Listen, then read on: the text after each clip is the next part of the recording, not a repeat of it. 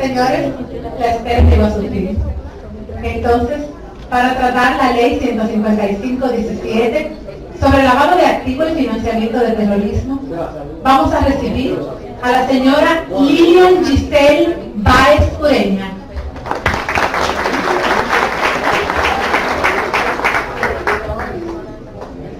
Muy buenas tardes. Realmente pido disculpas por la espera. El tránsito para salir de Santo Domingo fue un tanto complicado y estaba un poco lluvioso por allá. Espero cumplir sus expectativas. Siempre he creído que las personas que estamos de último y los que estamos después de la comida siempre llevamos la parte más difícil, pero voy a tratar de sintetizar lo más que pueda para ajustarnos al tiempo. Dado la situación, vamos a dejar las preguntas para el final.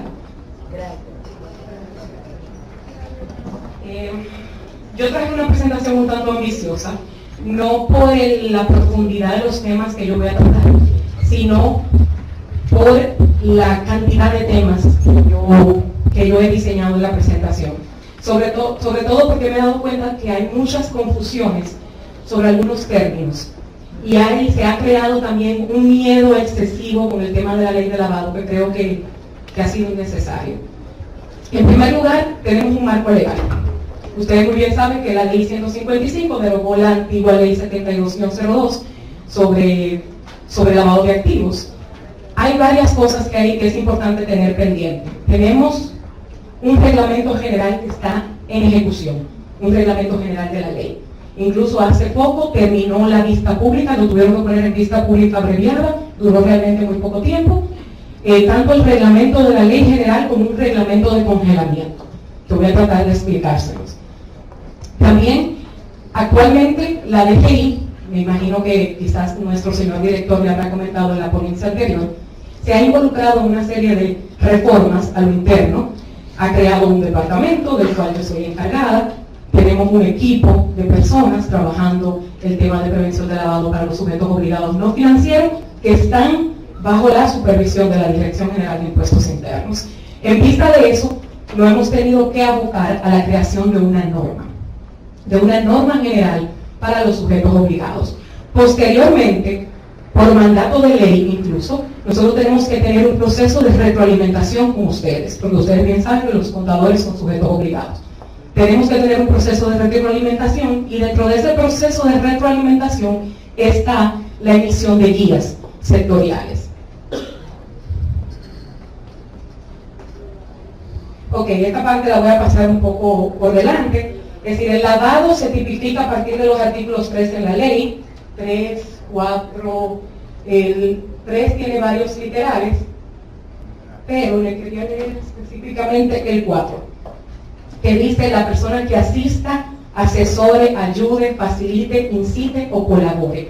Que por lo general los profesionales liberales, como ustedes los contadores y nosotros los abogados, nos podemos ver más expuestos a incumplir la ley conforme a este artículo, porque por lo general a nosotros nos contratan para asesorar a nuestros clientes en ciertas materias.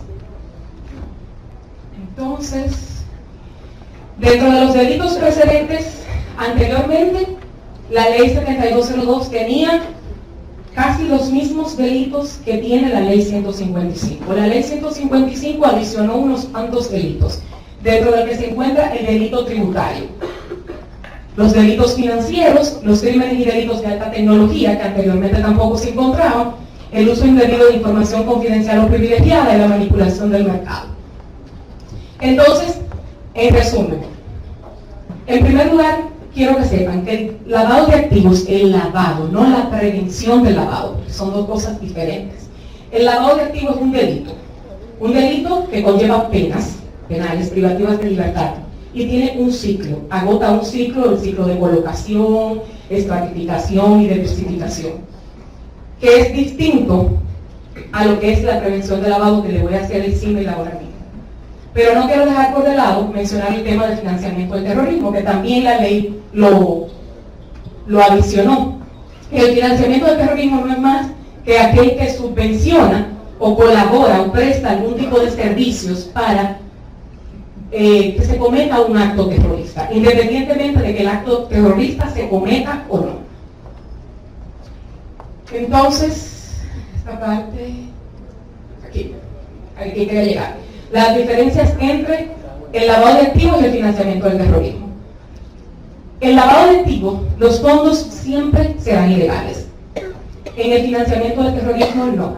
En el financiamiento del terrorismo, los fondos pueden ser tanto legales como ilegales. Es decir, yo me siento identificada con una causa como ISIS, por ejemplo, el Estado Islámico, y yo con el salario que debo y impuestos internos, como me siento identificada con esa causa, pues apoyo el terrorismo. Como el tema del terrorismo, por las circunstancias que implica, no está debidamente, no nos hemos puesto de acuerdo, los países no nos hemos puesto de acuerdo en decir qué es terrorismo. Cada país tiene su soberanía de indicar qué es el terrorismo. Entonces, se hace muy complicado determinar qué es financiar terrorismo.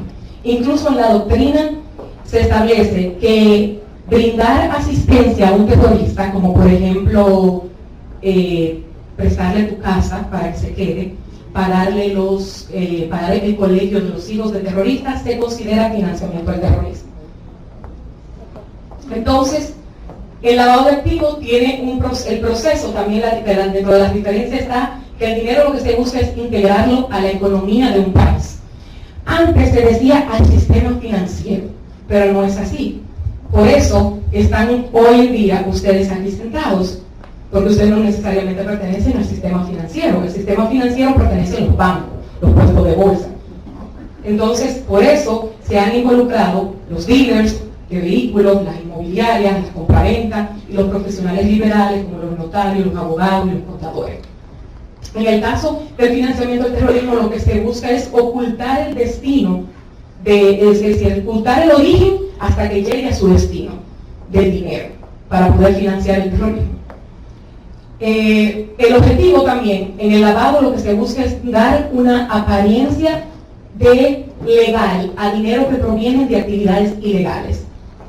Y en el financiamiento del terrorismo lo que se busca es apoyar pues las actividades terroristas o la existencia de una organización terrorista.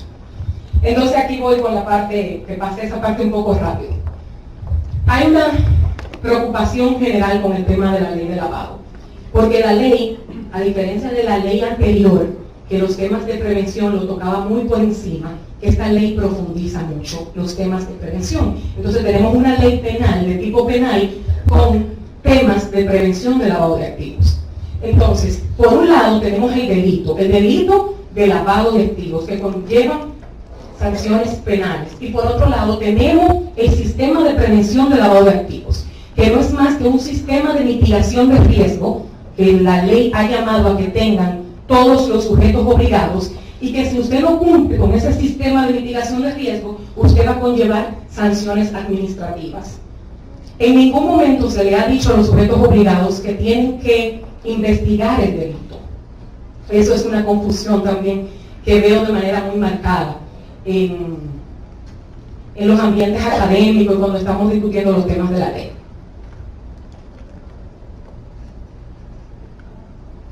Entonces, los sujetos obligados que trae la ley, lo divide en dos partes: los financieros y los no financieros. Dentro de los no financieros es que entra la profesión del contador.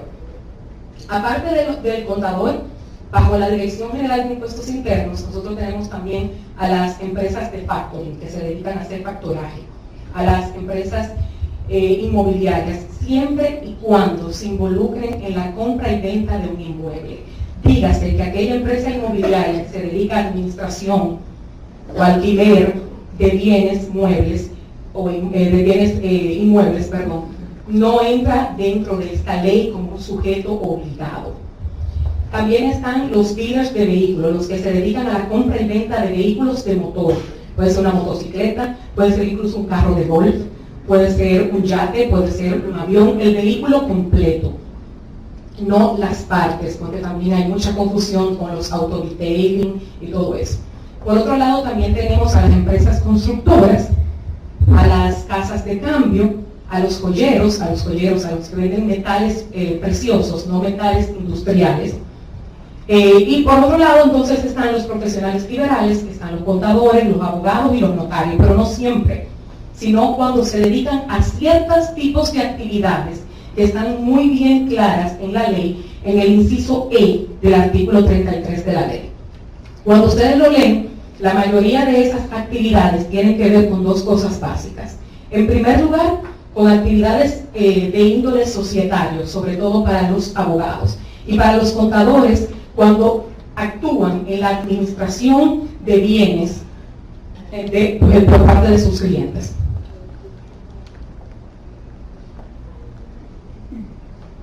Yo creo que esta parte el director la agotó sobre las obligaciones que tiene la Dirección General de Impuestos Internos. Por eso nosotros hemos creado un departamento, porque la ley no obliga a establecer un órgano de control.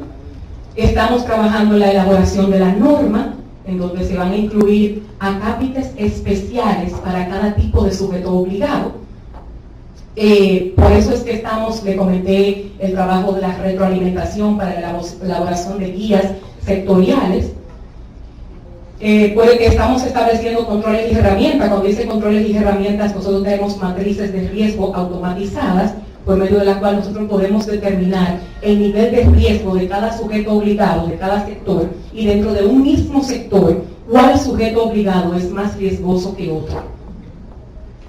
Tenemos programas de supervisión in situ y extra situ. Esta ley trae un componente bastante interesante, que es que obliga a las autoridades competentes, dígase a los supervisores, a que establezcan una supervisión basada en riesgo. Porque de esa manera podemos, en primer lugar, optimizar los recursos.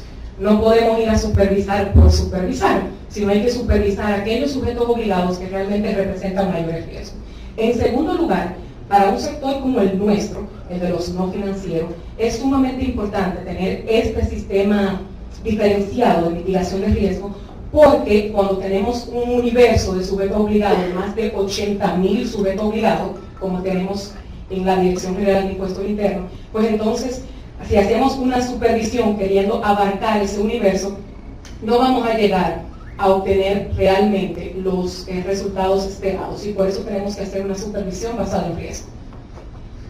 El proceso de la aplicación de las sanciones administrativas, incluso la ley obliga a que las sanciones sean públicas. Dígase que si mañana la DGI sanciona a un dealer o sanciona a un contador o a una oficina de contadores, esa sanción va a ser pública. Porque la ley y los estándares internacionales nos obligan a que las sanciones sean disuasivas, proporcionales y disuasivas. Y los estándares internacionales han entendido que parte de ser disuasivo una sanción es el hecho de que yo la pueda publicar, yo autoridad competente, y eso provoque en el sujeto obligado una especie de temor. Puede ser un temor o un daño reputacional, más que todo, que es lo que realmente a la mayoría de las instituciones le preocupa, tener un problema de reputación. Entonces eso hace que la sanción sea de verdad una sanción disuasiva. Entonces, por otra parte, la ley nos obliga a contar con políticas y procedimientos para el reclutamiento, selección y capacitación del personal. Cuando ustedes ven todas estas obligaciones, prácticamente son las mismas obligaciones que tienen ustedes como sujeto obligado, porque la ley también los obliga a que cuando ustedes van a contratar un personal, ustedes hagan un proceso de depuración, que ustedes revisen que esa persona no esté en ninguna lista, que esa persona no tenga ningún proceso abierto en la justicia, y les obliga también a que ustedes lo capaciten. Y cooperar con las demás autoridades competentes. Dentro de eso, hace como un mes, creo que fue el 29 de julio, de agosto, la Dirección General de Impuestos Internos firmó un acuerdo de cooperación interinstitucional para el intercambio de información con la Unidad de Análisis Financiero. Eso es parte de las obligaciones que nosotros tenemos como autoridades competentes para colaborar con otras autoridades competentes en lo que se refiere a esta materia.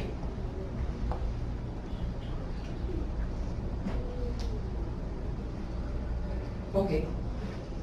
Las sanciones en la ley están divididas en sanciones muy graves, graves y leves. Para los sujetos obligados no financieros, las sanciones son, el monto de las sanciones distinto que para los sujetos obligados financieros. Las sanciones muy graves tienen un monto de 2 millones a 4 millones. las graves de 1 millón a 2 millones y las leves de 300,000 pesos a 1 millón.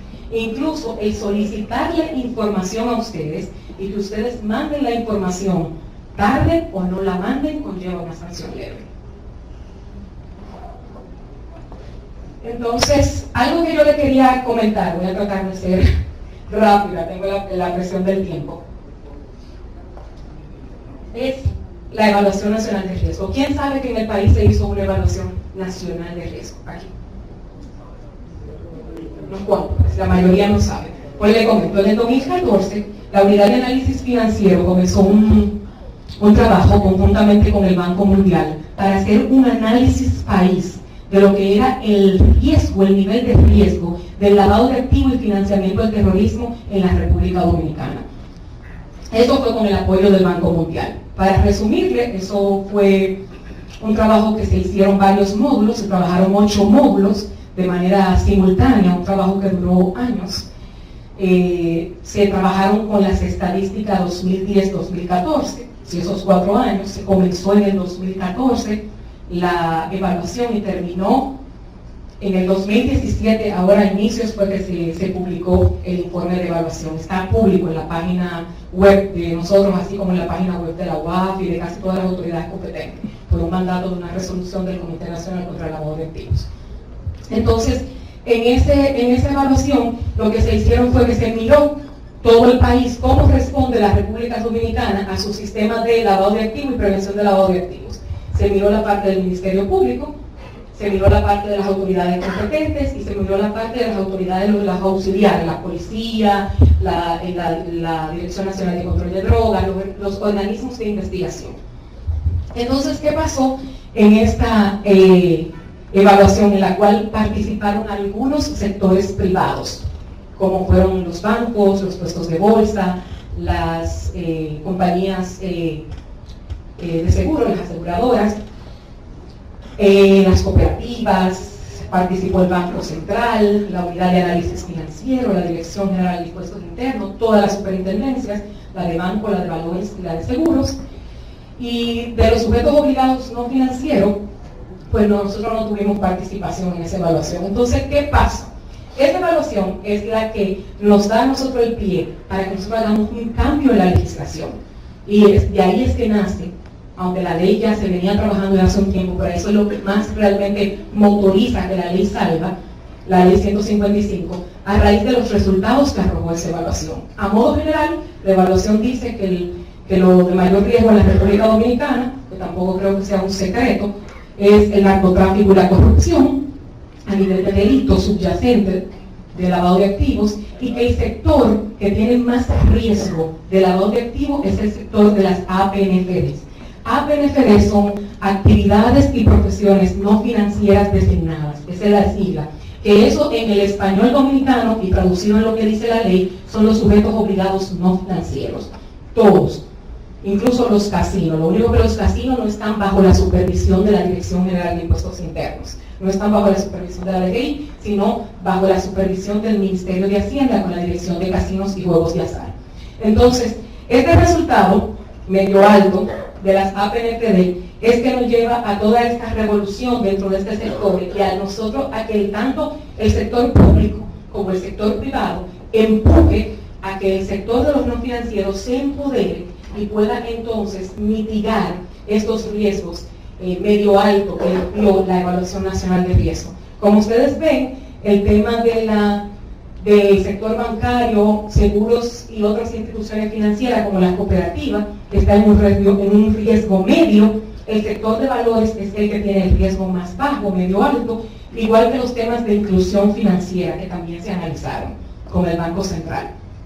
Entonces, eso, como les dije, dio un resultado de un informe ejecutivo que está público, dio una estrategia nacional dentro de la cual están toda esta labor que ustedes han venido, que están haciendo todas las autoridades competentes, que eso es de carácter reservado.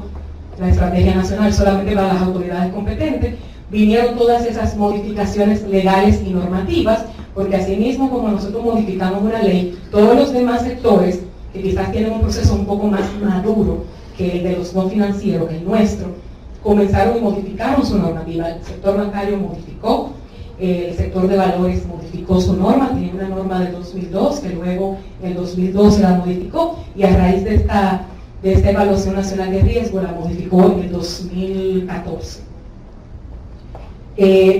Trabajamos planes sectoriales, es decir, tanto sector bancario, seguro, valores, las cooperativas, la Dirección General de Impuestos Internos. Comenzamos a trabajar planes sectoriales para ver cómo vamos a mitigar este riesgo dentro de nuestros sectores. También se acordó, incluso la misma ley lo tiene, igual que otras normas sectoriales, que hiciéramos evaluaciones sectoriales periódicas. Es decir, no esperar que nos llegue el tiempo para hacer una evaluación general país, sino ir haciendo evaluaciones sectoriales. Por ejemplo, nosotros en la DGI tenemos planificado hacer evaluaciones sectoriales, ver cómo está un sector, cómo ve el riesgo con características muy particulares y propias, variables propias de cada sector, y hacer esas evaluaciones sectoriales. Incluso nosotros actualmente, con la unidad de análisis financiero, también estamos haciendo estudios sectoriales. Tenemos uno de organizaciones sin fines de lucro, tenemos otro que lo estamos trabajando tanto de los contadores como de los abogados, para verificar cómo está el riesgo, porque esa evaluación, cuando usted la lea, eso es una fotografía de lo que pasó en ese entonces. ¿Sí? El sector de las APNFD ha avanzado bastante desde el momento en que se cerró esa evaluación, porque tiene el dato 2010-2014. También dentro de lo que se implementó, para concluir el otro slide, fue esa evaluación nos mostró que a nivel país teníamos que mejorar la manera en cómo nosotros guardábamos las estadísticas, cómo recopilábamos las estadísticas. Entonces, ese informe nos ayudó a mejorar la manera en cómo todas las autoridades organizamos las estadísticas para trabajar los temas de lavado, que no necesariamente es la misma forma en cómo uno maneja las estadísticas diarias para los informes mensuales o anuales que uno hace en la institución. Entonces, dentro de los cambios implementados, entiendo que quizás el director también le comentó de eso, nosotros hemos dado capacitación. Actualmente hemos capacitado 482 más o menos sujetos obligados. También hemos realizado capacitaciones a lo interno de la Dirección General de Impuestos Internos para responder a sus preguntas cuando ustedes lleguen con alguna inquietud, para poderles responder, para poder hacer frente a todos estos cambios. Alrededor de 250 empleados de la dirección también han sido capacitados. Por otra parte, nosotros estamos haciendo un levantamiento de información. Actualmente, con este levantamiento de información, hemos hecho alrededor de 317 inspecciones aproximadamente dentro del mes finales de julio, agosto y septiembre, dentro de los cuales todavía no hemos iniciado las inspecciones para los contadores. Estas son de las próximas inspecciones que se van a iniciar. Van a comenzar tanto con las oficinas de abogados como con las oficinas de contadores, probablemente ya el mes que viene. Estamos esperando que salga la norma, que les voy a comentar de esa parte, para comenzar esas inspecciones. Más que todo, ¿qué buscamos en esas inspecciones? Es decir, ¿qué ustedes deben de tener a lo interno de su entidad? Obviamente, la misma ley dice que todo esto ustedes tienen que tenerlo conforme a su capacidad interna y a su modalidad de negocio. Es decir, yo a una empresa de contadores X, grande, con sucursales, con 200, 300 empleados, no le voy a hacer la misma exigencia a la oficina de contador, que está compuesta por el papá, quizás los hijos, y una especie de empresa familiar que tienen, en donde tienen 3 o 4 empleados. Entonces, la misma ley dice que cada sujeto obligado tiene que ajustar su programa de prevención a sus circunstancias específicas. Entonces, ¿qué le pide la ley que ustedes tengan?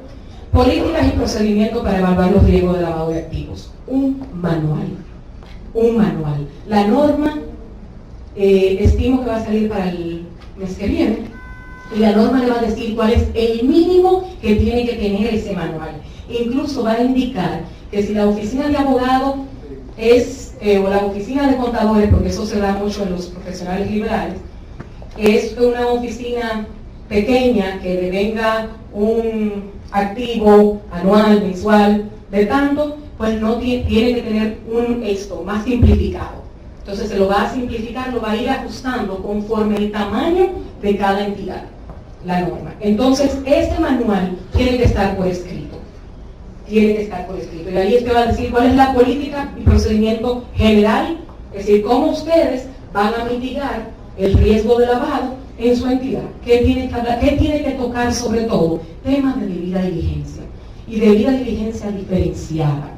Es decir, yo no le puedo hacer la misma diligencia debida diligencia al señor Néstor Marte que la que le hago a un PEP. Ustedes saben lo que es un PEP, ¿verdad? La persona expuesta políticamente, porque la misma ley te dice que las personas expuestas políticamente son personas de alto riesgo. Y por ser de alto riesgo, que pueden ser personas jurídicas y físicas, es decir, no son físicas, no son naturales, pueden ser jurídicas, y estas personas de alto riesgo usted tiene que hacer una debida diligencia ampliada. Es decir, si la debida diligencia, que también va a estar en la norma, le va a decir que lo que es mínimo en una debida diligencia normal es que usted pida nombre, cédula, sus datos principales. Incluso yo siempre he dicho que para el sector de nosotros, me incluyo, tanto los abogados como los contadores, es más fácil.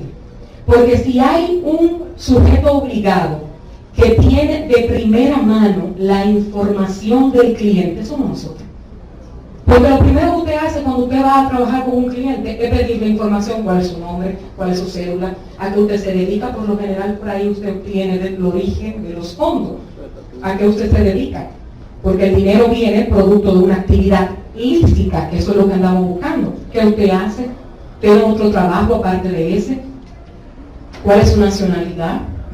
Entonces eso es una debida diligencia mínima. Quizás una debida diligencia ampliada conlleva otro tipo de información, que usted sabe que esa información la investigue más a fondo, incluso, aunque parezca gracioso, porque siempre sé que parece gracioso, ustedes pueden utilizar las fuentes abiertas. Ustedes no tienen que adquirir un sistema, si son una oficina pequeña, no tienen necesariamente por qué adquirir un sistema como WordCheck o WordCompliant o LexisNexis, que tienen, por ejemplo, otros sujetos obligados como los bancos, para ustedes hacer un filtro de la diligencia de sus clientes. Ustedes incluso pueden utilizar Google, todas las fuentes abiertas, pueden utilizar las redes sociales. Yo vengo del Ministerio Público y nosotros en los procesos de investigación, créanme que gran parte de las cosas nosotros las contrastábamos por las redes sociales. Entonces las redes abiertas también pueden ser utilizadas. Políticas y procedimientos para garantizar altos estándares de contratación y capacitación. Si la ley me lo pide a mí como autoridad competente, también yo tengo que pedírselo a ustedes. Simplemente la ley le va a indicar un mínimo, la norma trae un mínimo de horas. Para el oficial de cumplimiento serán unas horas, porque la persona o el enlace directo con las autoridades competentes, y va a exigir un mínimo de una capacitación al año para el resto del personal. Régimen de sanciones disciplinarias, es decir, la ley dice que si usted tiene un empleado que cometió una violación a la ley, usted tenga lo interno de su entidad sanciones disciplinarias, como ustedes tienen el Código de Ética del Contador, que eso es algo que viene aquí abajo, Código de Ética y Buena Conducta.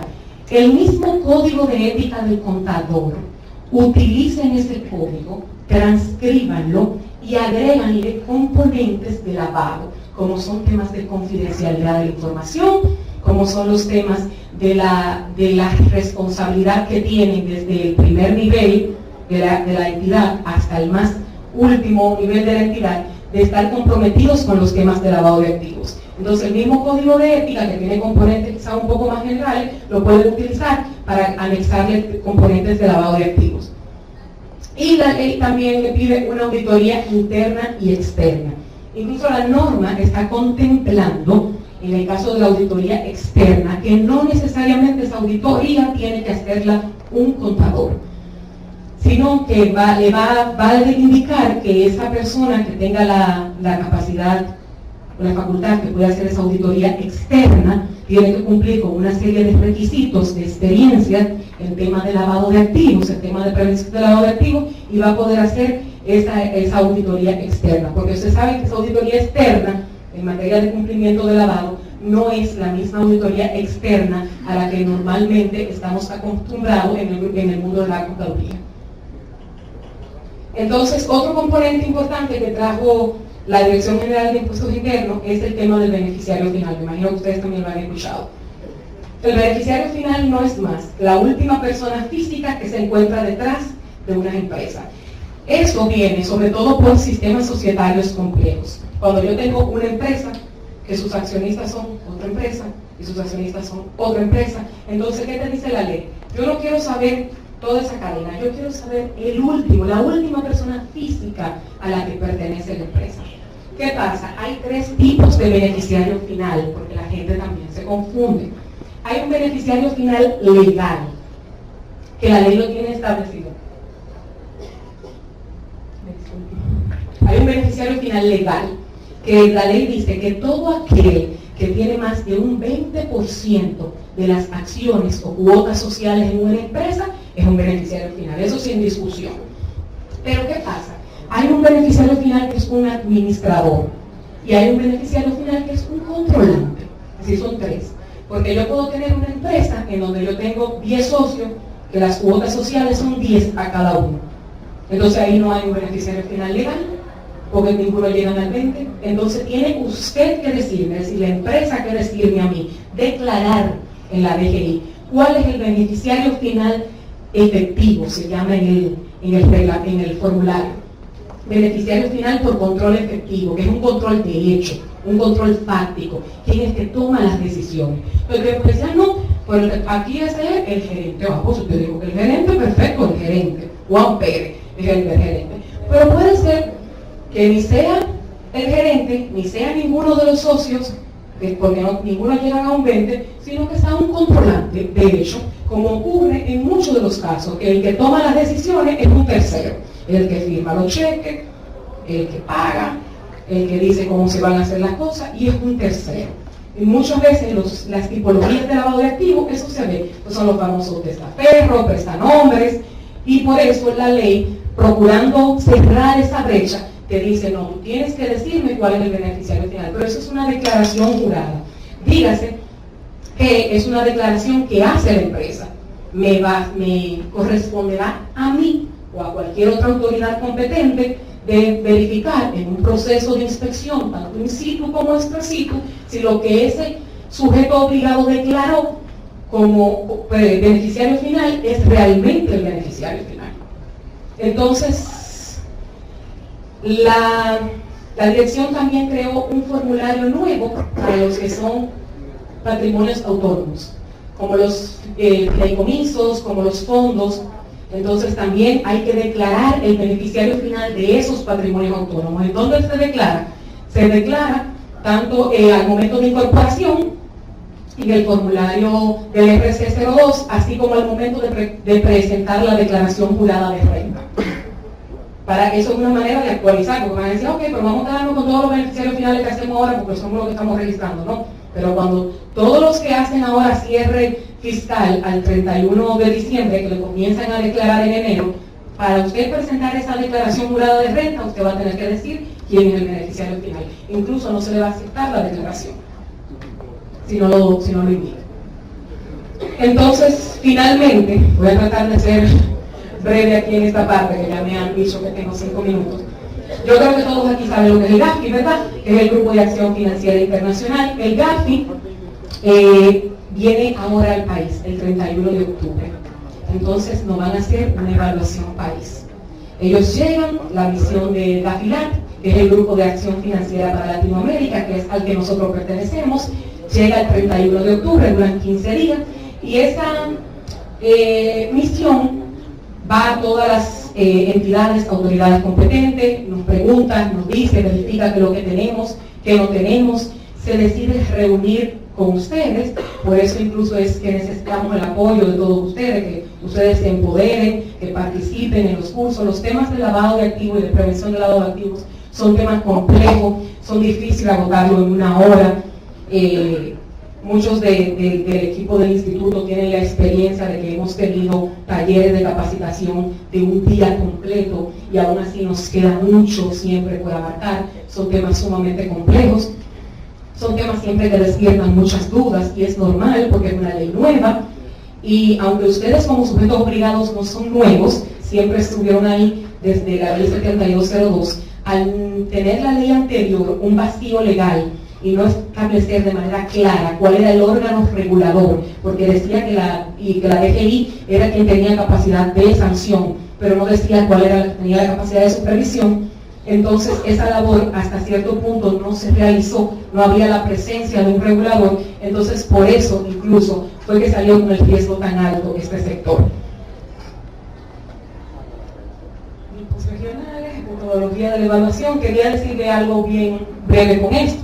¿Cómo evalúa el GAFI? El GAFI evalúa de dos formas, un cumplimiento técnico, en primer lugar con las famosas 40 recomendaciones, eso es prácticamente ver que nosotros, es como un checklist, ver que nosotros tenemos leyes, ver que tenemos reglamentos, ver que tenemos normas. Y un cumplimiento de efectividad. Ellos dicen, qué bonito que ustedes tengan leyes, normas, pero ¿y cómo la aplican? Entonces ahí comienzan a ver la efectividad. Entonces ellos ven tres aspectos: prevención con el sector privado, es decir, con ustedes, con los bancos, con los dealers, con las inmobiliarias, con los puestos de bolsa, con todos. Ellos se reúnen con todos. Control, es decir, la labor que estamos llamados a hacer los supervisores, y represión. Es decir, cómo lo hacen las autoridades que están llamadas a investigar el delito. Entonces, aquí me voy a saltar esta parte. La efectividad, ¿cómo se evalúa? La efectividad se evalúa con lo que ellos le llaman resultados inmediatos, son 11. Si de estos 11, nosotros nos evalúan, la calificación en la evaluación técnica puede ser cumplido, parcialmente cumplido o no cumplido. En el cumplimiento de eficacia es sustancial, moderado y bajo. Si nosotros de los 11 resultados inmediatos sacamos 2 bajo, nosotros vamos directo a una lista gris. ¿Y qué se llama lista gris? Tenemos muchos inconvenientes si vamos a una lista gris. La lista gris indica que nos van a cerrar la banca corresponsal, que vamos a tener un problema a nivel financiero país, que vamos a tener problemas con la inflación, que vamos a tener problemas con, incluso hasta el sector turismo se puede ver afectado. Un problema reputacional, nos ponen en una lista, nos dicen que nosotros somos países no cooperadores y todos los países de la región dicen no hagan contacto con República Dominicana porque República Dominicana es un país no cooperador y República Dominicana tiene riesgo de lavado. Entonces, para no dejarlo de lado, las listas de congelamiento. Tenemos un tema con el congelamiento. Por eso hay un reglamento. Viene un reglamento de congelamiento de activos. ¿Qué va a decir ese reglamento? Ese reglamento le va a decir que si a usted mañana se le para un cliente enfrente, lo primero que usted debería hacer, después de preguntarle su nombre y sus datos, es pasarlo por una lista, que es la lista del Consejo de Seguridad de las Naciones Unidas. En esa lista, se llama lista de designados, en esa lista están todas las personas físicas y jurídicas que han sido designadas por las Naciones Unidas como terroristas o que financian el terrorismo. Entonces usted va a pasar el cliente por esa lista. Si el cliente le sale un hit positivo, hasta ahora no hay ningún dominicano en la lista. Hay muchos Mohamed, todos los Mohamed del mundo están en la lista. Todos están ahí, todos. Hay que averiguar bien, porque ahorita tenemos Mohamed, un dominicano, Mohamed Pérez. No, pero la lista es bien específica, la lista le da incluso hasta fechas de nacimiento, para que usted pueda asegurarse de que realmente es esa persona. Si por casualidad está frente una persona, la ley le dice en el único momento, pero hay dos momentos, ese es uno, en donde la ley le dice no haga nada.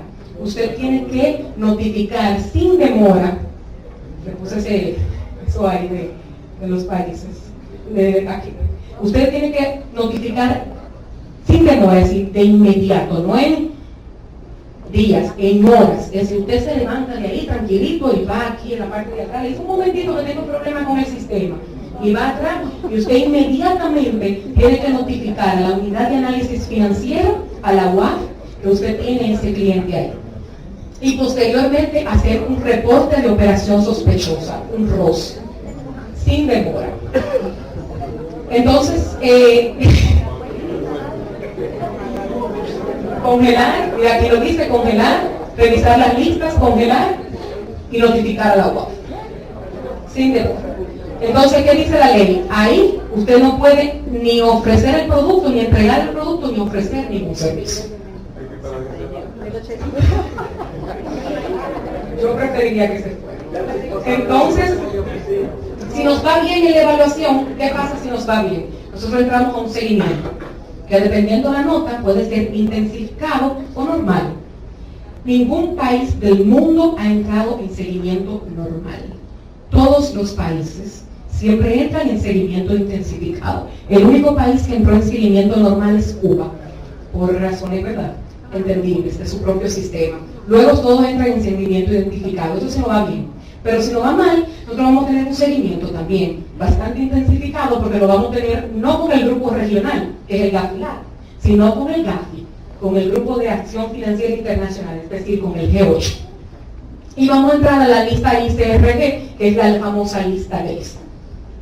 Entonces aquí están las consecuencias: mal prestigio para el país, impacto económico negativo, el de risking, que es bien conocido en el mundo financiero, y vamos a convertirlo como en un ojo de la agenda mundial. Vamos a ser prioritarios.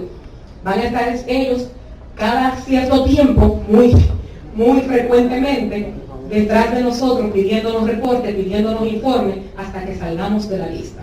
A mí me hicieron una historia de Bolivia, por ejemplo, duró 4 años en lista gris. Y como ellos no tienen puerto, no tienen salida, a ellos se les hacía muy difícil hacer las transferencias bancarias. Entonces ellos tenían que transportar el dinero en camiones, como si fuera una mercancía, porque les cerraron la banca corresponsal. ¿Qué pasó con Panamá? Panamá en la evaluación pasada también entró en una lista. Usted va hoy en día, te agarra y se va al aeropuerto de Panamá, y usted ve que todas las tiendas de la Riviera, porque tuvieron un problema también de caso de lavado, y le dice cash only, solo efectivo, nada más pueden recibir efectivo. Imagínense el impacto que tiene eso en un negocio, que nada más pueden recibir efectivo. ¿Por qué? Porque a ellos les cerraron la corresponsalía, no les toman tarjeta de crédito, no pueden. Yo le decía a unos joyeros, el impacto, por ejemplo, en ese sector, ¿qué pudiera ser? Una joyería que tiene, por ejemplo, la marca o la exclusividad, Cartier, por ejemplo, que aquí en Santo Domingo tenemos en Blue Mall, Cartier, que ellos son los que tienen la representación de la marca aquí, le quitan la marca, le quitan la exclusividad, porque las marcas se cuidan mucho de caer en un riesgo reputacional. Entonces, por parte del sector público, como ya le dije, creación de normas, estos son los próximos pasos, fortalecimiento de las capacidades institucionales, la implementación de lo que es el beneficiario final y la capacitación, y los fortalecimientos de los mecanismos de prevención. Les tengo aquí esta foto como con una alerta, porque les digo, no se pretende que se investiguen los delitos. Si ustedes no tienen que investigar delitos, ustedes lo que tienen que tener un sistema de mitigación de riesgo. Y vuelvo y digo, lo que es el riesgo para el señor Néstor quizá no lo sea para ella. Lo que puede ser riesgoso para él, quizás no sea riesgoso para mí. Entonces, ¿qué ustedes tienen que tener? Si usted decidió hacer el negocio con ese cliente, pese a que era un cliente aparentemente riesgoso, sustente su expediente de por qué usted decidió quedarse con ese cliente. La ley y la norma en ningún momento le dice que no hagan negocio, todo lo contrario, lo que queremos que hagan el negocio, pero queremos que hagan el negocio bien, el negocio de una manera sana. Entonces lo que decimos es, en el único momento que usted no puede hacer el negocio conforme a la ley, es que usted no puede identificar la identidad del cliente o que aparezca en una lista.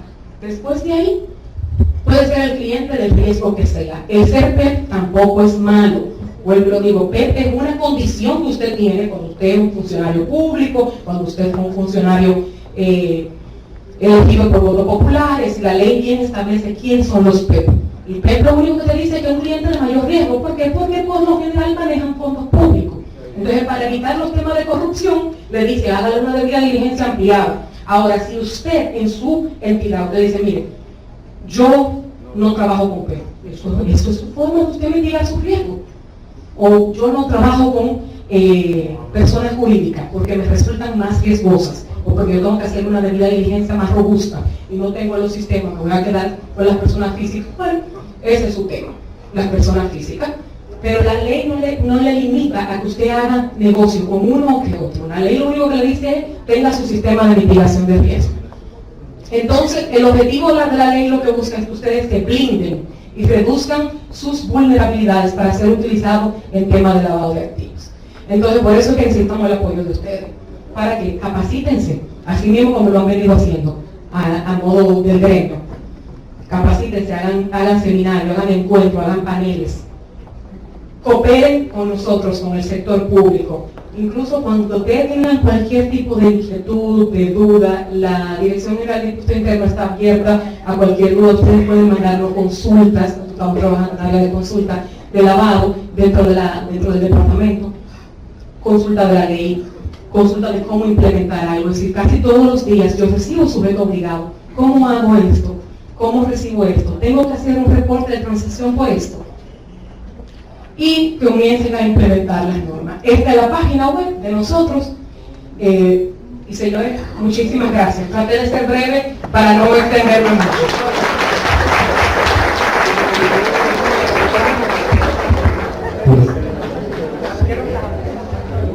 Vamos a pasar a algunas preguntas. Allá atrás hay una señora con la mano levantada, un caballero atrás.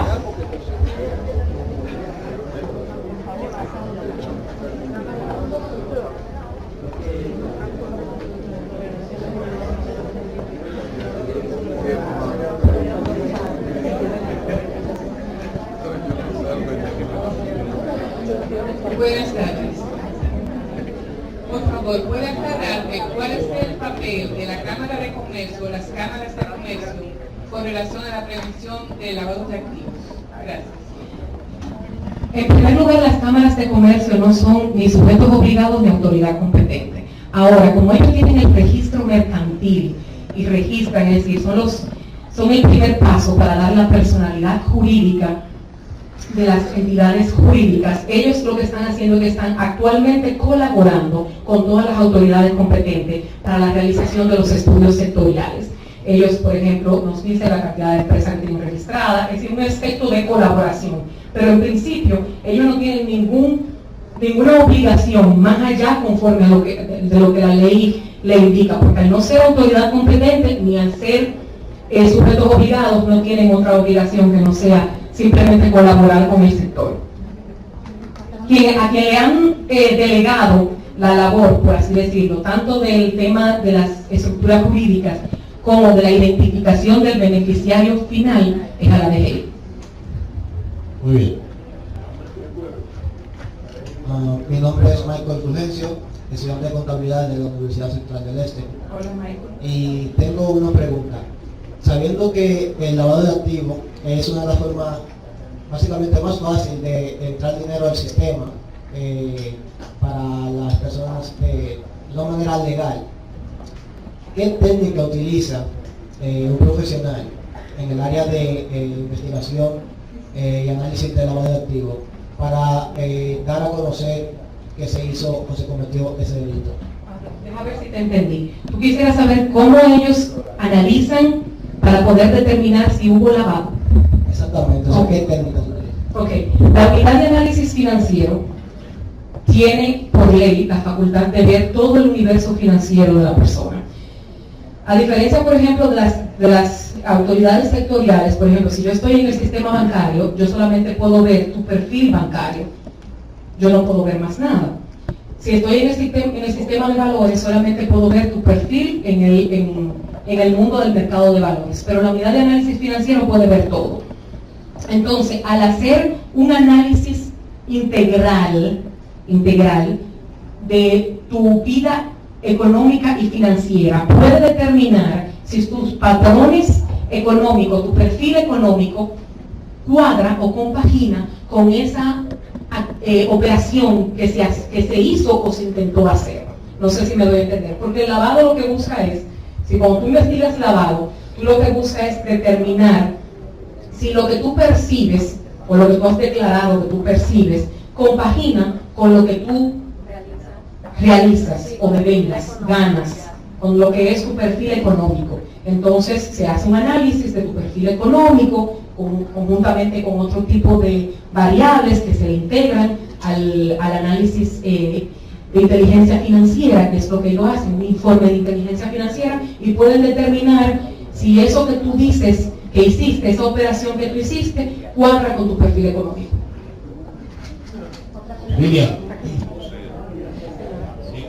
Lili, una pregunta. Sí, Veo que la DGI tiene interés en conocer quién es el beneficiario final. la ley nos manda. La ley lo establece. Y ese interés de la DGI conocer quién es el sujeto obligado que trabaja una declaración, ¿El sujeto obligado? que procesa una declaración. No, porque es el sujeto obligado que hace la declaración del beneficiario Pero le final. interesa a la DGI saber quién es el sujeto obligado que hace la declaración. Él está establecido en la declaración jurada de renta o en la incorporación. Tú dices empresa tal, y el tema del beneficiario final, el artículo 104 de la ley de lavado modificó el artículo 50 del Código Tributario y estableció como un deber formal la identificación del beneficiario final. Dígase que identificar el beneficiario final no va a ser solamente para los sujetos obligados, sino para todos los contribuyentes, como un deber formal. Correcto, pero ¿qué sucede? Si yo, por ejemplo, voy a procesar una declaración de una sociedad y yo soy el sujeto obligado, el contador, te pregunto, ¿le interesa a la DGI saber que yo soy el sujeto obligado que procesó esa declaración? Ah, tú hablas del contador que Sí, procesó. porque la doña que trabaja en mi casa, ella aprendió esa declaración y a veces yo la pongo. Te lo pide en el formulario. Le pregunto si le interesa a la DGI saber. No. Pero te lo pide el formulario. No lo pide. No lo pide. No les interesa a la DGI saber quién es el sujeto. Eventualmente yo pudiera requerirlo, porque yo tengo la facultad, es decir, yo DGI, como autoridad competente, tengo la facultad de requerir quién fue el contador, por ejemplo, que hizo esa declaración. Sí, porque al DGI en un momento le interesará saber quién es el notario que constituyó la compañía. También. Incluso hay un control de eso. Buenas tardes, mi nombre es Gisela Díaz. Mi pregunta es la siguiente: ¿se contempla algún sistema de protección para aquellas personas que hagan un reporte de operación sospechosa o que hagan un reporte de que tengo frente a mí en mi oficina a una persona que aparezca en lista? Siempre, esa pregunta siempre. ¿Qué tú nos asustaste con eso, Mohamed? Todas esas preguntas, esa pregunta es siempre nos las hacen. Realmente la ley habla de un deber de reserva y de confidencialidad. Dígase que nadie, si por ejemplo usted hace ese reporte al que usted se refiere, usted ese reporte no me lo hace a mí como autoridad competente, incluso yo soy su regulador y yo no sé que usted hace ese reporte. Ese reporte usted lo hace de manera directa a la unidad de análisis financiero. Y créanme que la unidad de análisis financiero tiene unos sistemas bastante robustos de confidencialidad de la información. Eso los bancos lo vienen haciendo desde hace más de 15 años. Y como diría un amigo mío que se llama Roberto Mega, que ustedes lo deben de conocer, Roberto siempre dice que él no conoce al primer oficial de cumplimiento que haya sido asesinado o que haya tenido una situación por haber hecho un reporte de operación sospechosa. Eso se maneja con un nivel de confidencialidad extremadamente estricto. Incluso la ley establece sanciones penales para aquella persona que revele esa información.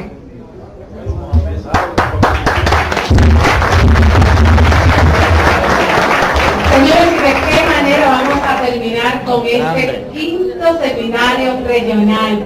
La verdad que el hecho de ustedes quedarse, mostrar tanto interés, nos demuestra que este es un programa sin desperdicios. Vamos a pedirle al presidente de la Regional Este, licenciado Juan Félix Calderón, que sea el que entregue esta última placa de reconocimiento a nuestra conferencista, licenciada Lilian Giselle Vance.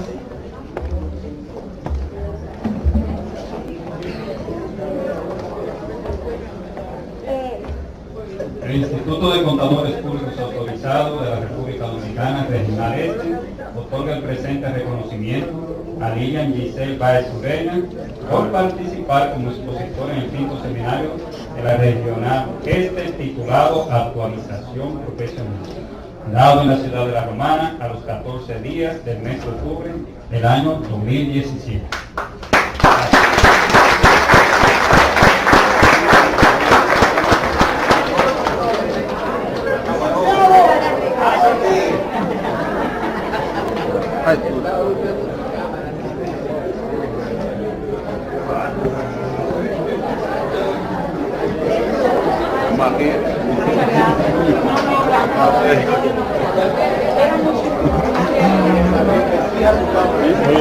Muy bien. Es un Mohamed. Señores, ha sido un placer para mí, Carolina Estepaña, haberlo conducido en este día completo. Nosotros nos volvemos a encontrar en la Asamblea General de mitad de noviembre y me falta claro la palabra de clausura. Y el ICPAR anuncia que vamos a tener otro taller panel sobre la ley 155-17. Cerramos con broche de oro con una de nuestras anfitrionas, la presidenta de la filial La Romana. Con ustedes, la licenciada Ingrid Liriano.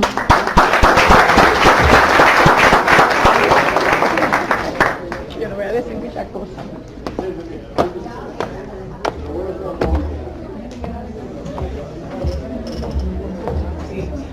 Muy buenas tardes. Realmente yo no le voy a abundar mucho. Yo creo que ya todo está dicho. Hemos tocado temas de mucha actualidad.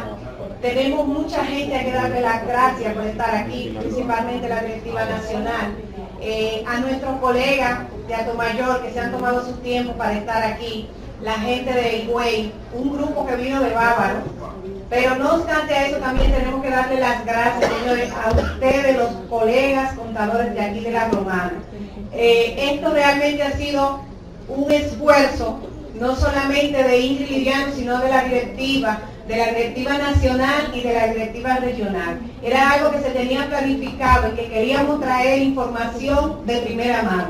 Fíjense cómo hemos trabajado en relación a lo que fue la NIT y sobre todo las informaciones que nos dio el director general de Impuestos Internos, que nos dijo que el año que viene más fuerte todavía. Entonces, realmente hemos sido galardonados en función de la presencia de ustedes. No lo vamos a abundar mucho porque ya sabemos que el tiempo está muy avanzado y tenemos personas que van a tomar carretera. Señores, muchas gracias. Gracias por su apoyo. Gracias a la gente del Central Romana. Gracias a la gente de la Ferretería del Detallista, que independientemente de todo, hicieron sus aportes para que esto fuera una realidad. La gente de Casa de Campo, Costa Azul, y hay una lista inmensa, pero realmente gracias a todos y pasen buenas tardes.